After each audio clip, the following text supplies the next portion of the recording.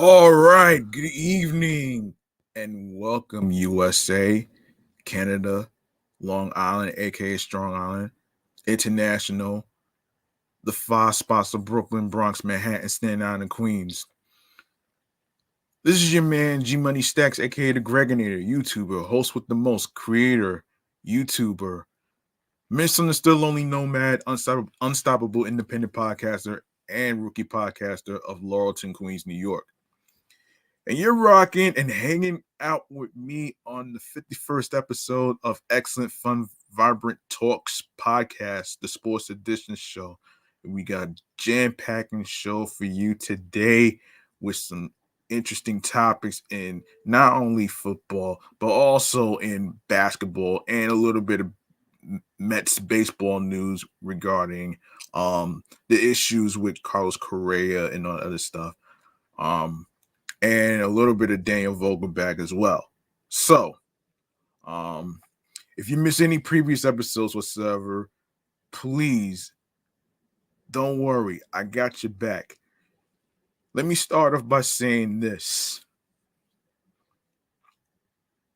If you are new to the channel and you miss any previous episodes whatsoever, go ahead and grab that subscribe button for me on the YouTube channel page of Excellent Fun Vibrant Talks podcast, the sports YouTube channel that we do each episode on a weekly basis. And make sure you tap that noti bell so you can be reminded when the show goes in the air via live stream, alongside with the reminder of when the live stream recording of the episodes is going to start.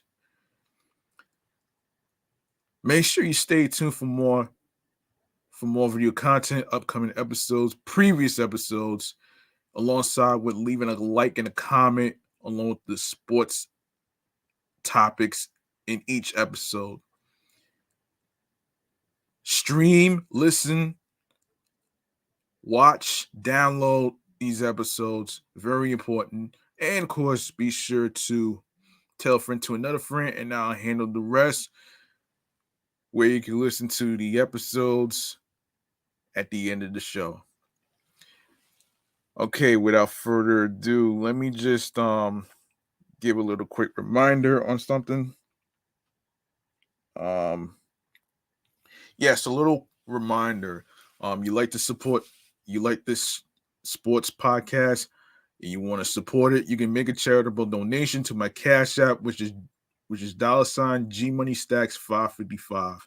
That's $ capital G, lowercase MONEY, capital S, lowercase TACKZ 555.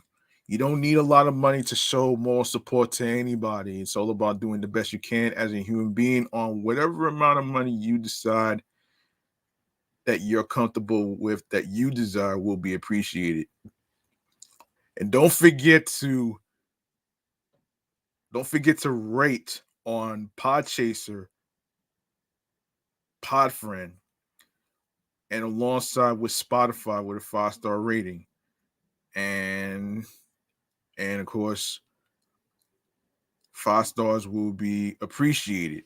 And of course, don't forget to comment about the sports topics that we cover on each sports podcast recording. I want to hear from you on what you think. Now I want to actually say this though, actually, before I begin the Quit Side Bleacher Bar segment. I made a question in regards to Steve Cohen, who wants to build an entertainment center or entertainment venue by the parking lot by Citi Field, involving an entertainment space where music artists could actually perform, and of course includes the casino situation. And of course, we actually covered this. I actually covered this in the last episode. So hopefully Steve Cohen would actually be able to hear the people in Flushing, Queens, and how they feel about it, and of course their feedback. So that's the question I'm going to be posting, not only on the Insta story, but it's going to be featured in the episode description of Anchor.fm, and then it includes Spotify as well. So I want to hear from you folks out there who are living in Flushing, Queens, and of course to all the Met fans out there, man. I want to hear your feedback too on how you feel about Steve Cohen's project about the entertainment venue by the empty parking lot, including a casino, including a place for music artists to perform, and all that other stuff. So I'm gonna post that tomorrow. All right. So without further ado, let's get into the quick side bleacher bar, man. We got some sports topics to get to right now, man. Let's do it.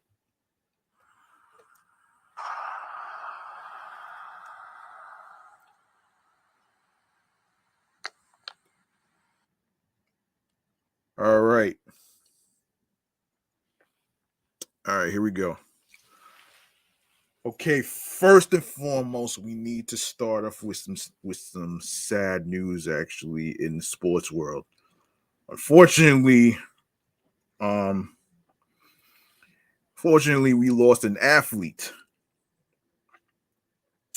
And an athlete who goes by the name of former Denver Broncos running back Ronnie Hillman, who played for the Peyton Manning led team when it won Super Bowl 50.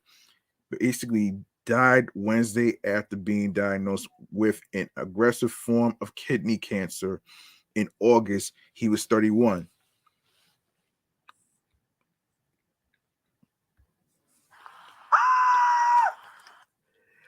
Yeah, that's scary, man.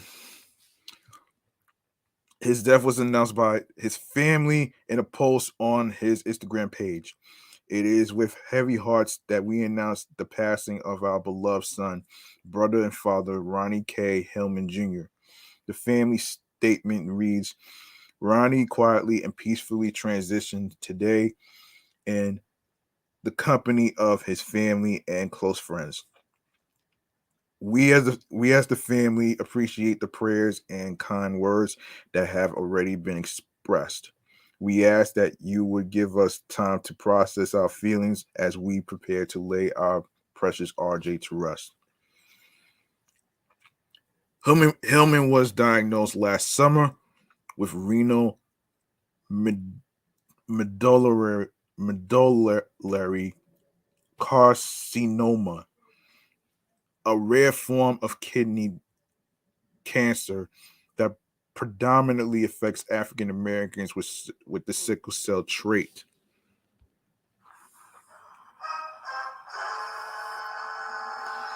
The former San Diego State star player had been transferred to hospice care earlier this week after San Diego State. Hillman was drafted by the Broncos in 2012. And in his initial 2013 season, the team played in Super Bowl 50, losing 43-8 to the Seattle Seahawks. Hillman's 2015 was his most successful rush for 863 yards and 7 touchdowns. He was part of the team that won Super Bowl 50 on February the 7th, 2016. After being released by the Broncos in 2016, Hillman, a native of Compton, California, played for the Minnesota Vikings, the San Diego Chargers, and the Dallas Cowboys. His final year of pro football was 2017. In a statement, the Broncos said, "We are deeply saddened by the timely passing of former Denver Broncos running back Ronnie Hillman, a key contributor during the winningest 4-year period in franchise history. Ronnie was part of 2 Super Bowl teams and led the Broncos in rushing during our Super Bowl 50 championship season. Soft spoken, with a warm smile and quiet intensity, Ronnie was drafted by the Broncos in 2012 and grew into a dynamic player and well respected teammate. Ronnie will be fondly remembered by our organization, which extends its heartfelt sympathies and condolences to the Hillman family during this difficult time. So SIP to Ronnie Hillman. So all right. So in other football news, Antonio Brown. So this is from TMZ Sports, by the way. Um, so the woman who accused Antonio Brown of domestic violence in November also told cops he sent explicit videos to her son during the dispute. New 911 audio obtained by TMZ Sports reveals.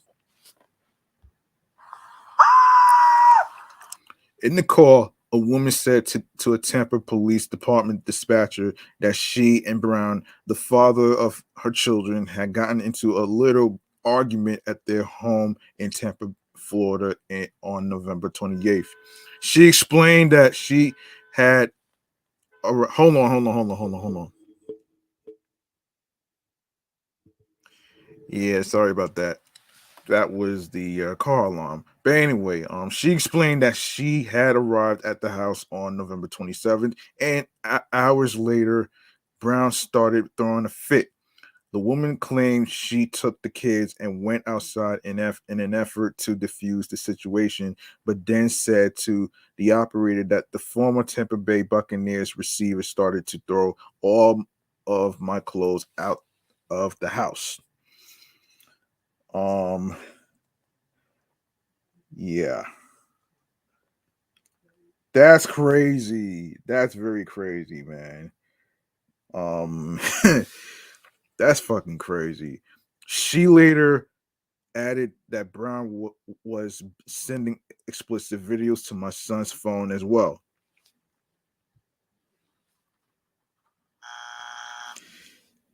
In the call, the woman could be heard appearing to yell at Brown, telling him this is not legal, adding, you might want to go inside. You better hide out. A second 911 call was also placed, and in it, you can hear a woman claiming to be a neighbor telling cops that Brown had thrown the woman out of the house.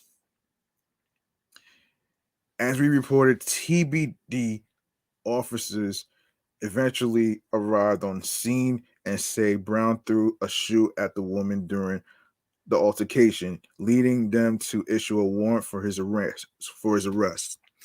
Brown, though, was never formally placed into custody, as prosecutors announced on December 21st they were not filing charges against the 34-year-old, saying the alleged victim recanted her previous allegations regarding Mr. Brown's intent to strike her or cause her bodily harm.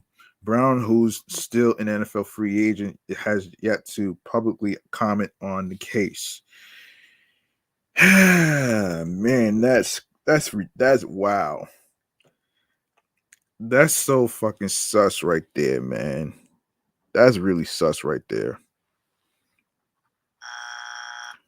That's really sus. Anyway, let me see. Let me just let's go to. I don't know if there's any more football stuff to talk about here. Wait a minute here.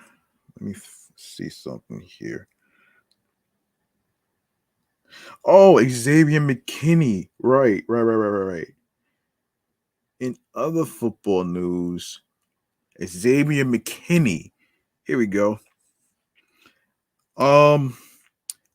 Having safety Xavier McKinney available for Sunday afternoon's playoff game against the Minnesota Vikings will make a difference in how New York coordinator Mink Martindale calls the Giants defense. McKinney returned to the lineup on January 1st after a 7-game absence, broken fingers sustained in an ATV accident during New York's bye week has sent the former Alabama standout to the sidelines.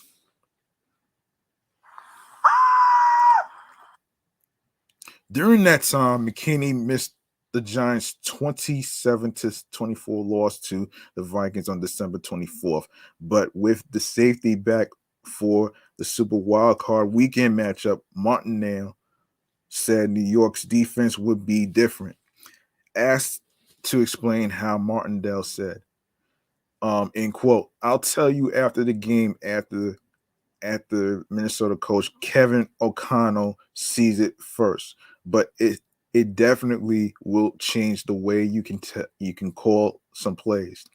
In the Christmas Eve meeting, tight end TJ Hawkinson had 13 receptions for 109 yards and 2 touchdowns against the Giants. He's a really good tight end, so we just got to be prepared, McKinney said. I've got to be prepared to be able to have that matchup against him. I'm excited for it. It's going to be fun. McKinney played 48 defensive snaps, made 7 tackles, and broke up a pass in his return to the field during New York's 38-10 victory over the Indianapolis Colts on New Year's Day. With their playoff position locked in, the Giants held McKinney out of the regular season finale against the Philadelphia Eagles last week. This time around, New York also expects to have cornerback Adoree Jackson back in the lineup after he missed the final 7 regular season games because of a knee injury. He'll be a welcome addition against NFL receiving leading Justin Jefferson. The Vikings wide receiver had 12 receptions for 133 yards and 1 touchdown against the Giants 3 weeks ago. They are going to make plays, McKinney said. Like I said, they are really good players, some of the best we have in this league. So they are going to make plays. Even when me and Adoree are out there, they are going to make plays on Sunday. It is what it is. When you face another great player, you have to limit them. You can't really stop them all the way.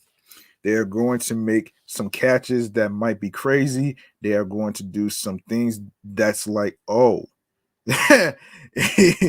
it's a part of the game. We know that as DBs, as a DB. That's a life of a DB.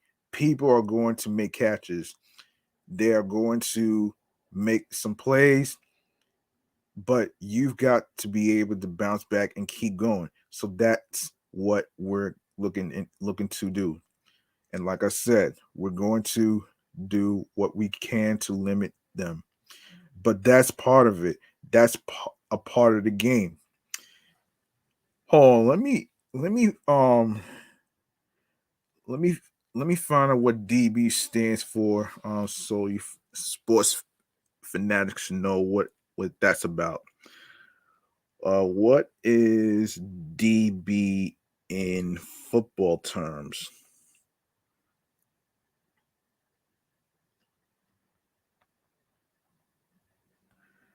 Okay. Oh, defensive back. Okay. So defensive back, only defensive backs include cornerbacks and safeties, linebackers. Okay, so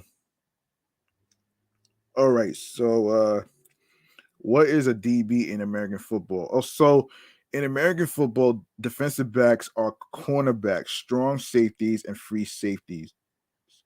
They are primarily responsible for stopping the pass. So that's what DB stands for. Defensive back. There you go.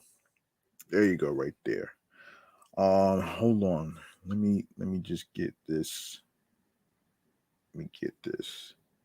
right here. All right.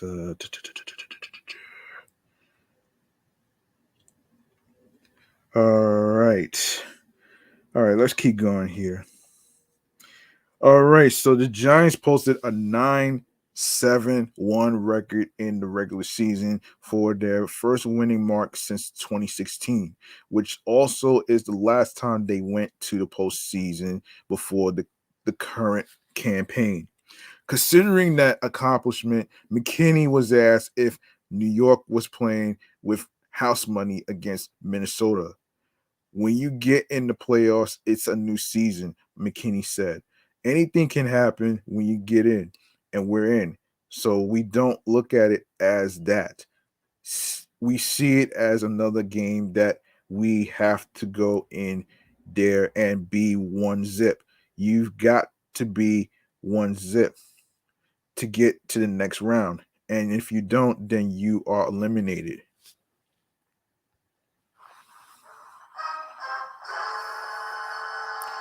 And he also states, we don't care about house money. I don't even know what that really is, but we're going out there playing and trying to get a win.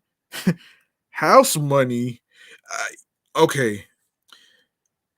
In layman's terms, it sounds to me it's based on making bets. Usually every year when it comes to sports like football and all that other stuff, they usually make bets. So, that's just what it is. Um, all right. So shout outs to the people in the show. Pick six with Noah and Nick. Shout outs to them for viewing this. Thank you very much. Appreciate that. Um, all right, so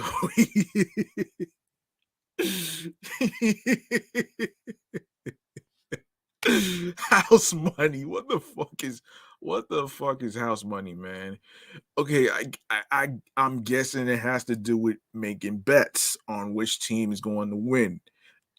Okay, I kind of get it though, man. But house money though, really, I don't know what that means. But anyway, I kind of get it though, man. But let's keep going.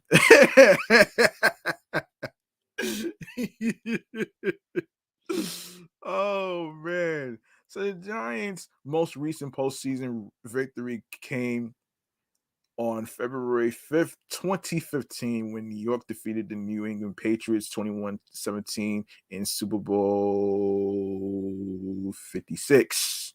No, hold on. No, hold on. No, not 56. Not 56. Super Bowl, whatever that is.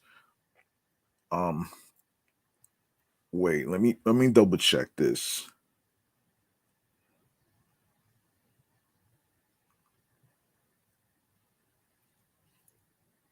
Hold on. What is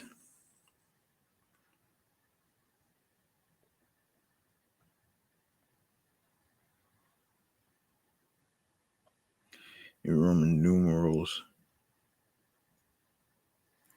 Hold on a sec. Oh, wait. Wait a minute. Wait a minute. Was it? Oh, wait. No, this is 41. Okay, this is 40. No, wait. Yeah, it's 41. Wait. Wait.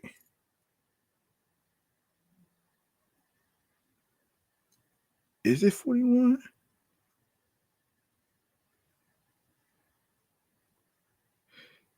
Wait a minute. Wait a minute here. Yeah, this is 41. Super Bowl 41. McKinney will be making his NFL postseason debut. He was a member of two Alabama teams that played for CFP National Championship, including the 2017 squad that won. CFP, in case anybody's wondering what that is. CFP. Okay. What is CFP? Hang on a second. No, in football terms is what I'm in football terms. In okay. So it stands for college football playoff. Okay, got it. Got it. Um and he also states we've got some guys on this team that have been in the playoffs before, so they know kind of how it goes. McKinney said a lot of us we've played in big games, so we know um kind of how it goes. So we just try not to get too high, try not to be too low, but stay even keeled and just be ready for Sunday. I'm just trying to play my best game. We all are. Like I said, we know what's at stake.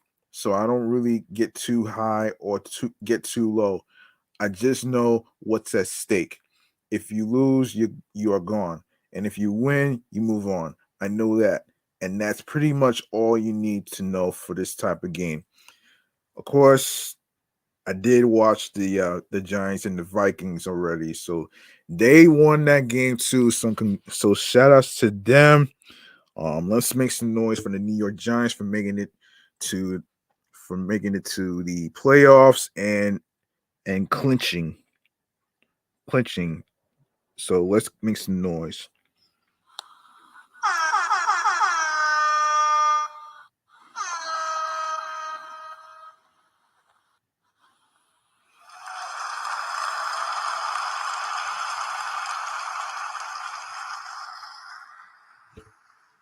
Okay, up next on the agenda today is hold on a second here. Um, Up next on the agenda here is what is it? What is it? Let me make sure that I don't miss anything. Wait a minute here. Um okay, Talent Hero. Okay, let's get into some basketball stuff here. Um let's get into some basketball stuff here. So Tyler Herro is not just a hashtag girl dad anymore because the Miami Heat star's famous girlfriend just gave birth to the first baby boy, and his name is Harlem. That's interesting because there's an area in New York called Harlem as well. So that has to be a coincidence. The 22-year-old guard and fitness model uh, Katya Elise Henry announced last June they were expecting their second child, and Harlem finally arrived on Thursday. Welcome to this big, beautiful world, baby Harlem, Henry wrote alongside a photo with her son. Herro, who missed Thursday's game due to the birth of his son. Hold on.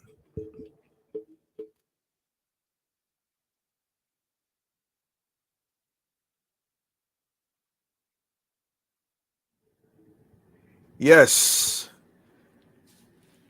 Yes. Yes. Herro, who missed Thursday's game due to the birth of his son and an Achilles injury, was right by Katya's side and even shared a photo of the dry erase board in their hospital room containing a special message. Happy birthday, Harlem. Side note, Katya's dancing might have played a part in their son's arrival. The 27-year-old posted an IG video just 5 days ago where she said, "Last time this dance put me into labor." This time, no, hold on. This is the second bundle of joy for the couple who started dating in 2020. Their daughter, Zaya Elise Hero, was born in September 2021. Um, Between Herro has been beasting on the basketball court, averaging 21.2 points, 6 rebounds, and 4.4 assists per game. Ooh, okay, let's make some noise. Let's make some noise.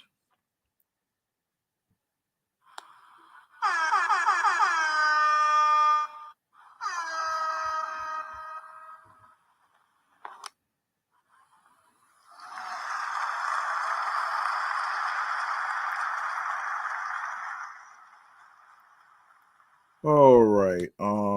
Let me see. Yes. So, in other Tyler Herro basketball news, um, apparently the Miami Heat haven't convinced many they contain all-star power in their roster. The only Heat player in the top 10 voting of the first return of the fan ballot is forward Jimmy Butler, center Bam Adebayo, and guard Tyler Herro were not among the players selected. Adebayo is averaging 21.8 points, 9.9 rebounds, and 3.2 assists. He ranks top 5 among centers with the most 30-point games in the league. Adebayo's impact is undeniable as the Heat are 6-1 when when he has at least 30 points. Adebayo is averaging nearly twice as many points as Brooklyn Nets center Nick Claxton, who is ranked ninth on the list. Meanwhile, Herro is averaging 21.1 points, 6 rebounds, and 4.5 assists. Herro has several game winners for Miami this season and is expanding his role beyond just being a pure shooter. He has played more than guards LaMelo Ball and Derrick Rose, both of which were on the top 10 list. Rose has averaged just 5.8 points this season, playing less than 13 minutes a game. Well, that's pretty good. That's pretty good though, man. Let's see. Another basketball news. If we have any more out, actually. Oh yes, Jalen Bronson. Yes, here we are. When the New York Knicks acquired Jalen Bronson in free agency this past offseason, they were banking on his best days being ahead of him. Their pursuit of Bronson was not without controversy, but their belief seems to have paid off as Bronson is having the best season of his career so far. Since the new year began, Bronson has been on a tear and has done something no other NBA player has done yet in 2023, as per the Twitter page Stat Muse. Ooh. Um. Not only that, but Jalen Bronson is currently on pace to have the best individual scoring season for a Knicks point guard since Walt Frazier. Interesting. 34 points, 8 rebounds, 8 assists, 3 for 6, 3-pointer. Having the best scoring season by a Knicks point guard since Walt Frazier, which is very interesting, actually. That's very interesting. His last In his last 5 games, Bronson has put up games of 38, 26, 44, 34, and 34 points, respectively. The 44 points that he dropped on the Milwaukee Bucks was a career high. Coming into Friday's game against the Washington Wizards, Bronson was averaging a career high 21.9 points per game, 3.5 rebounds, and 6.4 assists, while shooting 47.2% from the field and 39% from 3-point range. In comparison, Walt Frazier has 6 straight seasons of averaging at least 20 points a game for the Knicks. He was named an All-Star in each of those seasons as well. Bronson is arguably having an all-star caliber season of his own. He is the next second leading scorer behind Julius Randle, 24.1 points. And the Knicks are currently 24-19 and sitting in sixth place in the Eastern Conference standings. That would be good enough to make the playoffs outright and not have to play in the play-in tournament. That's interesting. That's very interesting right here. And yes, in other basketball news, right here, and this is and and that was from clutchpoints.com, and this is from si.com. When the Brooklyn Nets got swept by the Boston Celtics in the first round of last year's playoffs, it was clear they were not at the level needed to compete for a championship. The team looked completely disoriented, and that lack of cohesion was confirmed over the summer when Kevin Durant asked for a trade. While Durant was ultimately not dealt, this drama carried into the start of the regular season, with Kyrie Irving being at the center of another controversy. Around the same time, Steve Nash was let go. There were then reports that the Nets plan to hire former Celtics head coach Ime Udoka, which once again placed Brooklyn at the center of a lot of negative attention. Since all this, Brooklyn has found a way to turn their season around and currently sits at second place in the Eastern Conference. Toronto Raptors guard Fred VanVleet spoke on the Old Man and the Three podcast about Brooklyn's turnaround and just how different they look now.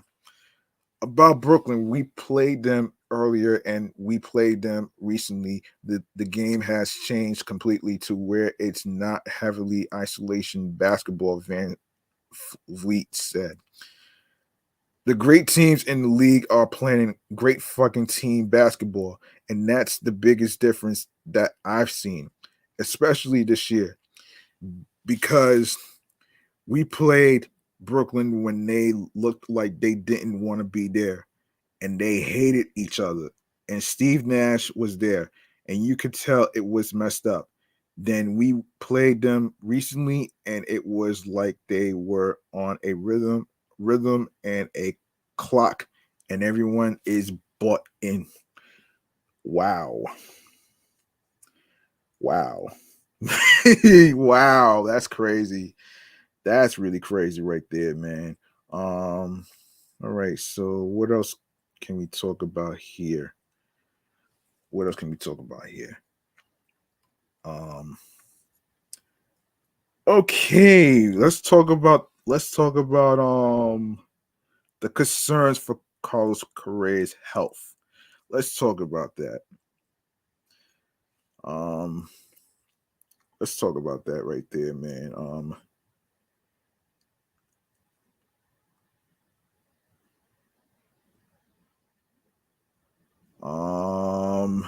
So let's talk about the concerns right here, man.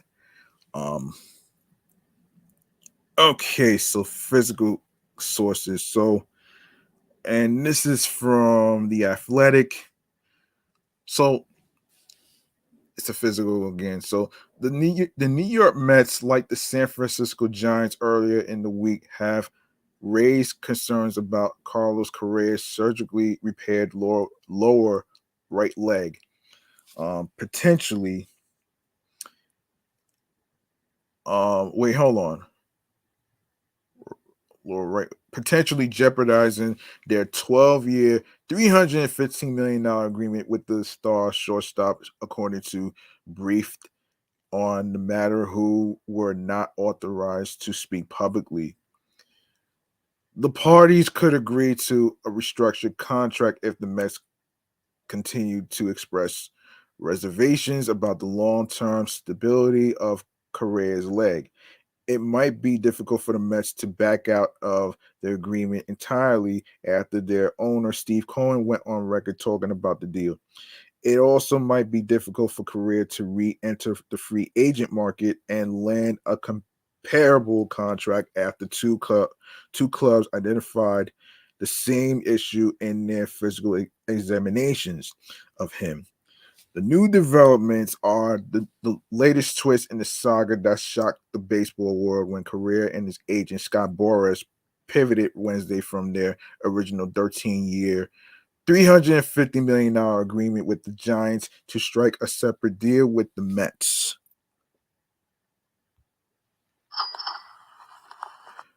Cohen confirmed his apparent coup to the New York Post, saying, "We needed one more thing, and this is it. Major League Baseball warns teams not to comment publicly on pending agreements, noting such remarks such remarks might persuade an arbitrator to side with the player in a grievance," a former executive said.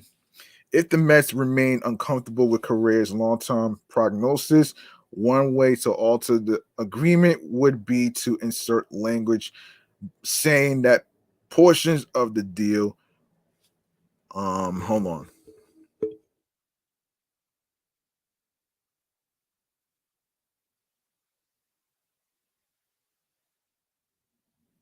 Yes, portions of the deal would not be guaranteed if Correa missed a set amount of time with a specific leg problem. Boras, however, might fight any attempt to alter the deal. Correa, who has played in 148 and 136 games the past two seasons, underwent his physical with the Mets on Thursday, Boras said.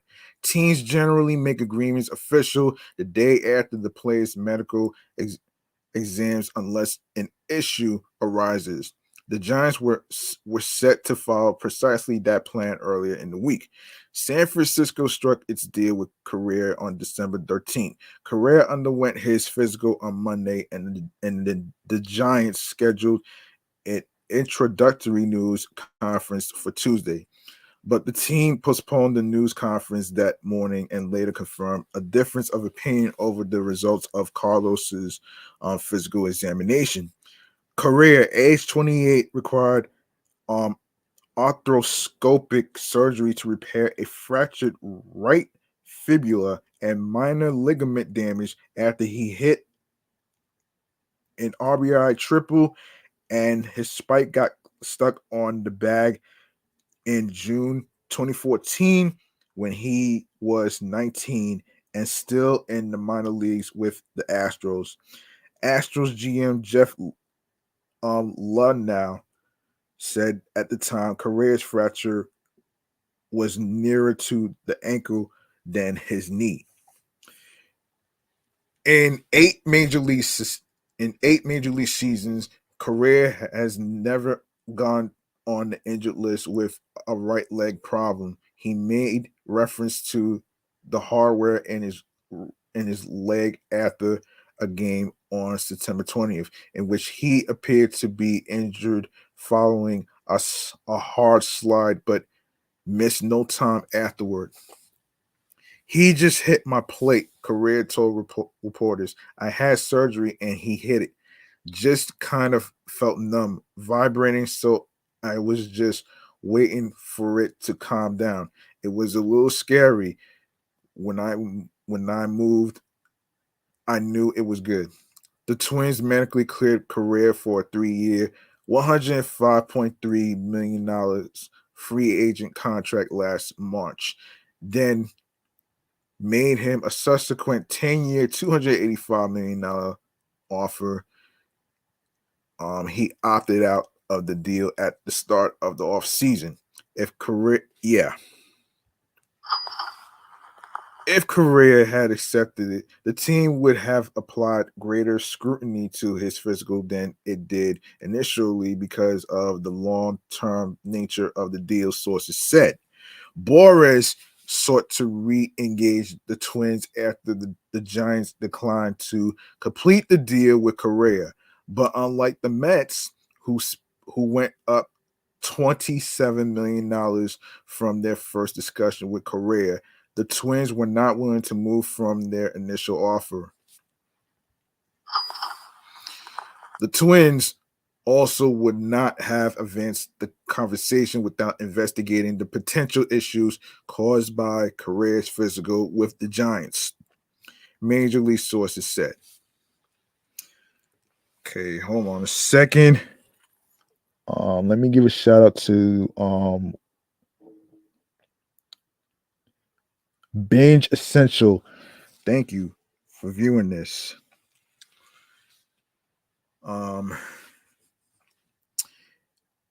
Yes, so hold on a second.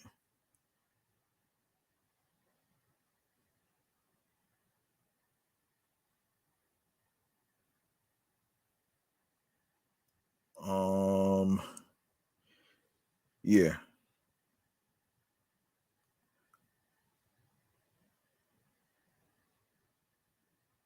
Hold on a minute here. Hold on.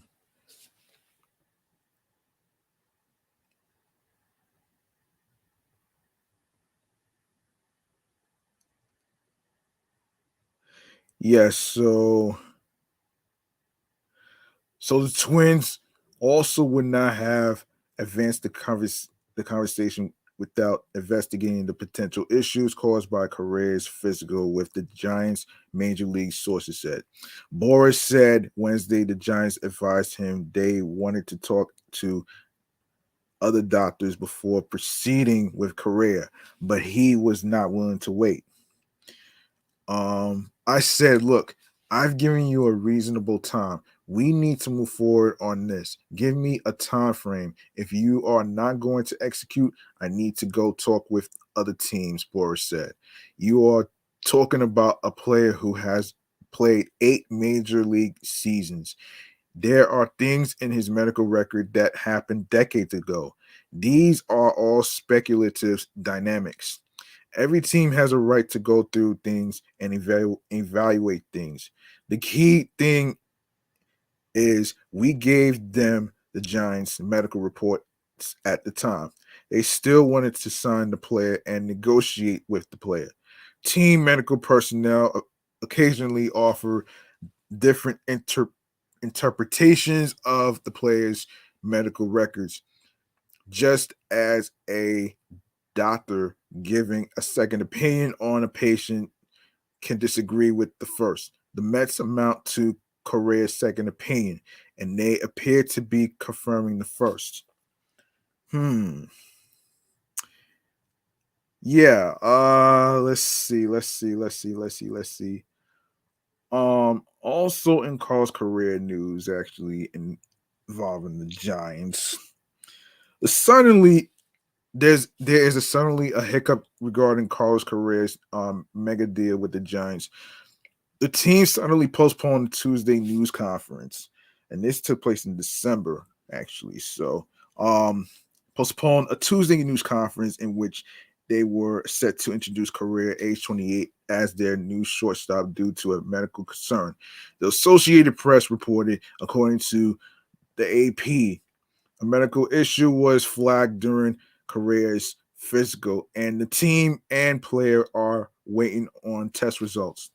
Correa and the Giants had previously agreed to a 13-year, $350 million contract, the fourth largest contract in MLB history in terms of total money. The Giants were originally set to introduce Correa on Tuesday at 2 p.m. Eastern, but the press conference was called off 3 hours prior without an explanation. The Mets shown late interest in Correa before he agreed to sign a deal with the Giants.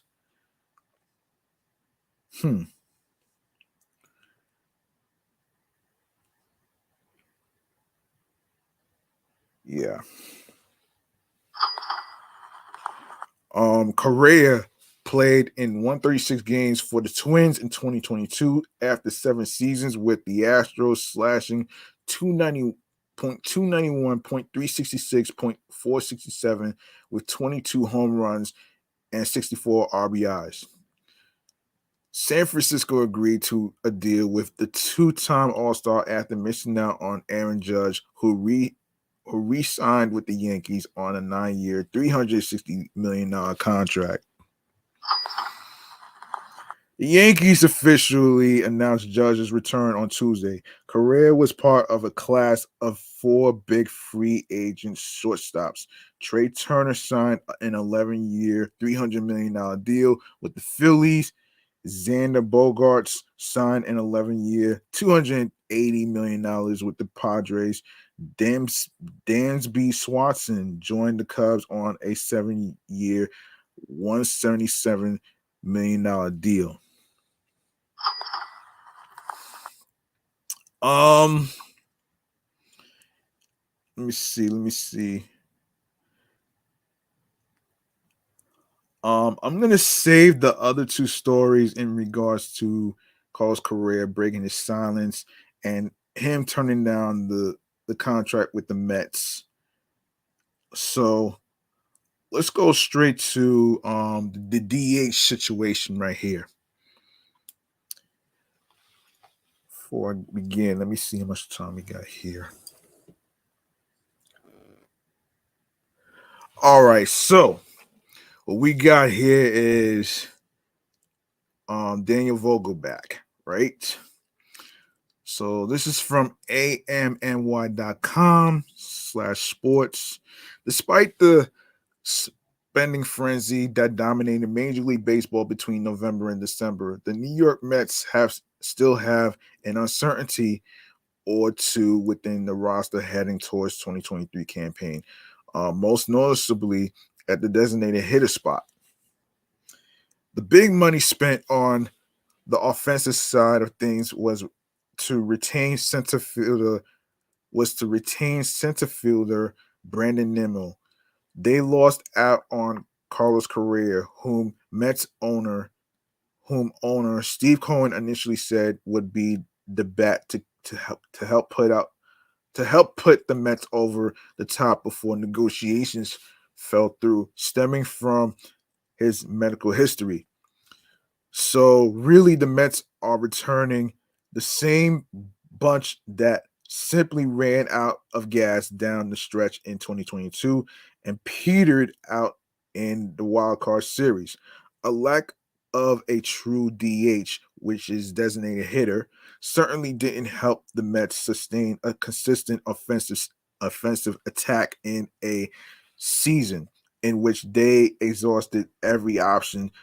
Of course, obviously, Dom Smith and JD Davis couldn't run away with their chance, prompting the latter to be traded to the San Francisco Giants for Darren Ruff shortly after Daniel Vogelbach was acquired from the Pittsburgh Pirates. While Vogelbach posted an .830 OPS, he lacked the legitimate power boost that a Mets team predicated on a modern day version of small ball needed. Ruff was a non-factor, batting .152 with just 7 RBIs in 28 games. As it currently stands, it looks like the duo is going to get a second chance unless the Mets can bring in one more bat from the market. But what are all of their in-house options right now? So the Mets 2023 options for the DH spot. Daniel Vogelbach was brought in to feast against right-handed pitchers, considering his 822 career OPS against such hurlers. He was forced to face lefties a bit more last year, given Ruff's inability to produce. If another viable option emerges and manager Buck Showalter can deploy the lefty in a more situational manner, his value in Queens should increase. Darren Ruff, he's still a Met despite a disappointing half season in which he collected just 10 hits and 74 plate appearances. Initially brought into platoon alongside Vogelbach, Ruff owns an 891 OPS against left-handed pitching. One would consider his leash to be short as we inch closer to spring training, which is in February. And the Mets have to have a backup plan if the struggle persists. Eduardo Escobar, there are obviously some major hypotheticals that come with this option.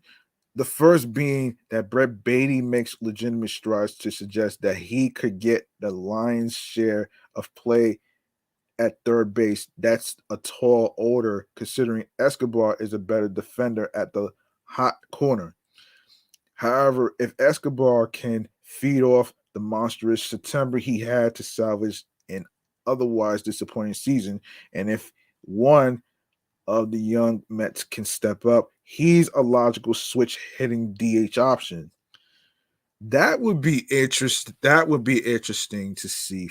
Um, that would be that would be that would be a good look actually. But he did turn he did turn the fucking disappointing season into a great one. And and that right there is very impressive by Escobar. So therefore he's still a Met though, man. He's still a Met though, you know what I'm saying? Now Brett Beatty, if Beatty's defense at third isn't something to be relied upon, he could get looks at the DH spot. However, it's a lot to ask from a youngster who batted just .184 and 38 MLB at bats before an injury ended his debut season earlier than expected. And Francisco Alvarez, it's uncertain if Alvarez will even be in the majors to start the 2023 season, but the 21-year-old certainly believes he'll be with the big club on opening day. There's no questioning just how high his offensive ceiling is with that power bat. But this is supposed to be the catcher of the future, and he needs to get as many reps as possible behind the dish.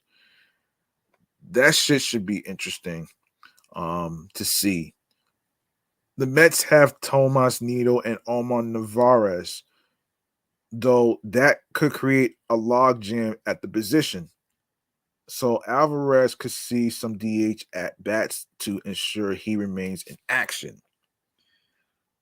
Okay, that's interesting. So remains to be seen, man. I'm gonna see what's going on with all this stuff involving the Mets and what the situation is involving the DH, involving what's gonna happen with some of the players' futures and stuff. So I'm going to keep track of this actually. So you know what I'm saying? So this shit should be fucking interesting to see though, man. Who's gonna be back by opening day? And as far as spring training goes, we're not in February yet, but we have to wait and see. We're only in January. We're in the middle of January right now, um, so we have to wait and see, and as the story develops. So stay tuned for that one right there.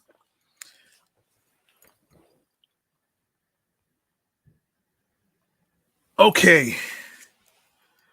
Okay, so I think I'm gonna wrap this up right here, right now. All right, so the very last thing that I wanted to do is now first, yeah, the very last thing I want to do, actually, let's do this right here. A podcast free game mechanisms right here, man. Let's let's get into it right here.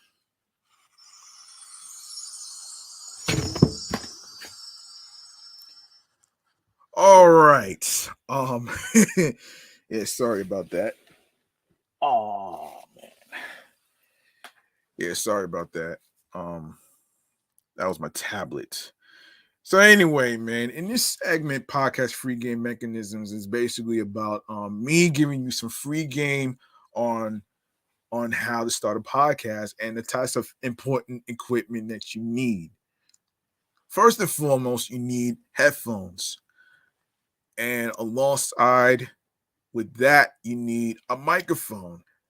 Now it doesn't have to be anything too expensive. It could be something very simple, like a Yeti microphone. It could be the model microphone that I'm using right now, which is the Alvoxcon A800 microphone, which I bought from Target, by the way, online on their website. And you also need a laptop to do your live streams. That's very important. And you also another thing that's important for you is to have a hosting site. The hosting site that I will recommend is Anchor.fm, which is one of the hosting sites that I use to put my podcast shows on Spotify and the other streaming platforms, which I will get to after this segment right here. And most of all, you do need to, come up with a unique name for your podcast. If it clicks to you, then go for it. It's all about you taking a risk, and it's also about you being confident in what you do behind your craft and being comfortable with your voice and being yourself. All right?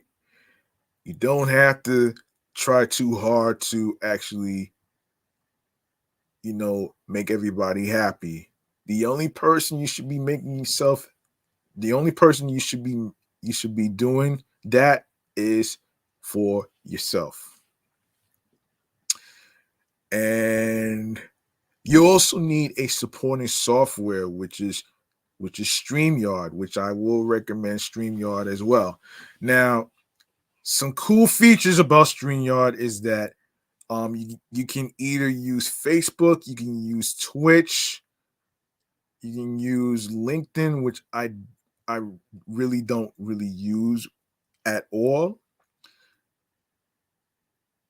And of course, another option is YouTube.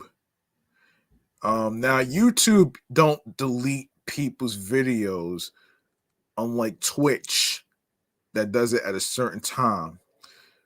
That's why I don't really use Twitch anymore. And for the most part, the most important thing about StreamYard is that you get to invite people to your live stream. You can send invite links to up to 6 people on the free version. The upgraded version, you got to pay in order for you to get more people, over 6 people to your live stream, which I never had that happen before, but you know what I'm saying? So yeah. So there you have it right there. And another key factor to podcasting is to, of course you're gonna be surrounded by haters and shit who's gonna say some grimy shit to you and shit like that though. But the best way to conquer the hater burgers is to let the success that you're doing and you just eat them up like food. You feel what I'm saying? I hope you do, man.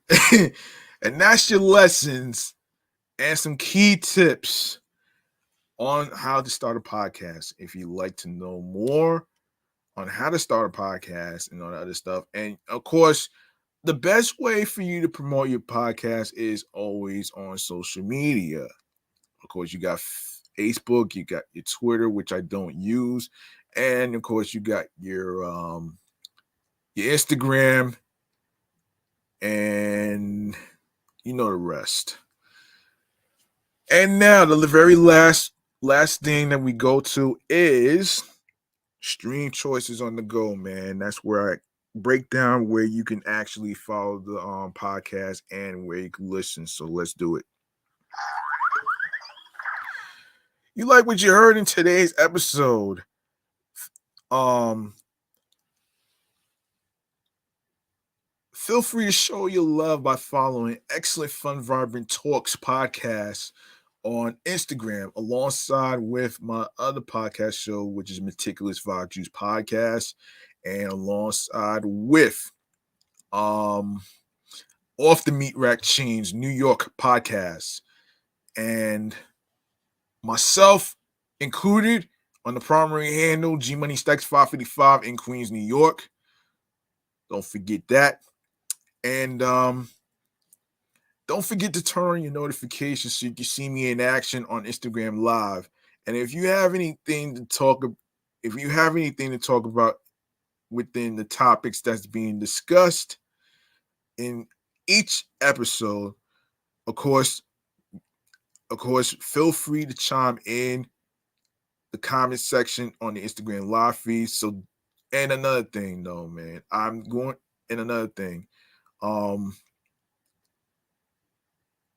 make sure your comment is in full sentences with some substance. You know what I'm saying? That's all I gotta say about the comment section right there. And of course, you can go to the link in bio where it says Linktree / Excellent Fun Vibrant podcast. And of course, you can actually leave a voice message for me on anchor.fm /GMoneyStacks0/message. All right. And we're gonna start off with Anchor. That's where we're gonna start off with, where you can listen. And of course, make sure you subscribe to every streaming platform that I just mentioned. And you can actually be sure to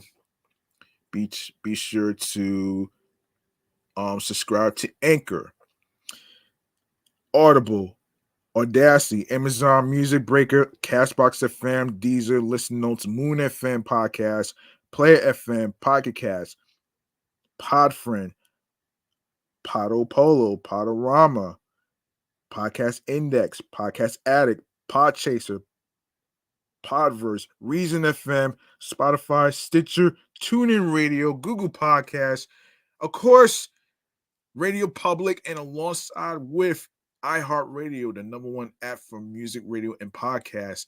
And you don't need a credit card or debit card to download these apps, including this one right here. And make sure you follow my other two shows that's also on iHeartRadio as well, which is Meticulous Vibe Juice Podcast Review Show. And of course, Off the Meat Rack Chains New York podcast as well. And last but not least, make sure you grab that subscribe button for me on the YouTube channel, sports channel page of Excellent Fun Vibrant Talks podcast. Click on the noni bell so you can be reminded when the show goes in the air via live stream. Leave a like and a comment along with the episodes, along with the sports topics, more video content, upcoming episodes, previous episodes, and be sure to listen, stream, watch these episodes in case you miss any of them whatsoever. And be sure to share the videos, share the episodes, tell a friend to another friend, and be sure to share the link alongside with the podcast with your husbands, your wives, your boyfriends, your girlfriends, your friends, the people you cool with from work and everywhere else where you meet new people, whether it's at parties, festivities, wherever it is, right there though. So there you have it right there, folks, man. That's gonna do it for me. I'm your man G Money Stacks, aka the Gregonator. Thank you very much for tuning in, listening, rocking with me, and hanging out with me on the 51st episode titled Unexpected Surprise. And I'll be back in the next episode whatsoever. And remember, the grind doesn't stop. Hard work pays off. If you want something, you got to work hard and you have to earn it. New York wasn't built in a day. And of course, you want to look for something Find something that clicks to you, that makes you smile creatively, mentally, physically, and spiritually, that gets you into your zone while you are on your P's and Q's with your craft, podcasting, whatever career field you're trying to do, whatsoever. Don't let anybody stop you. Follow your goals and dreams and do something that makes you smile and please yourself and be yourself. Find your voice, be comfortable with how your voice sounds. And it's okay sometimes to be shy. The only way you can conquer, the only way you're going to be able to conquer your shyness, whether it's on a webcam, wherever it is, whatsoever, is by practicing being in front of a webcam or a camera, whatever it is, man. You know what I'm saying? I mean, if I could do it, so can you. And be sure to download these apps that I just mentioned. You can download the apps that I just mentioned just now on your iPhones, Android phones, iPads, Android tablets, and also you can download it. You can download these apps onto your laptops as well, your Macs and your Windows, depending on which versions you have. Whatever version you have, whether you have 7, 6, 10, 11, and up, wherever it is, it's all going to be worth it. So make sure you download these apps. And of course, um, I'm off this shit, man. I'm out of here. Thank you very much. Peace and one love. I hope everybody enjoyed their weekend. And I'll be back next time on on the next episode. And tune in next time as I cover more bad news about the whole Carlos Correa thing and some more sports topics and stuff. So I got y'all. I'm up. I'm off this shit, man. Peace and one love. And have yourselves a good night, folks. Chee!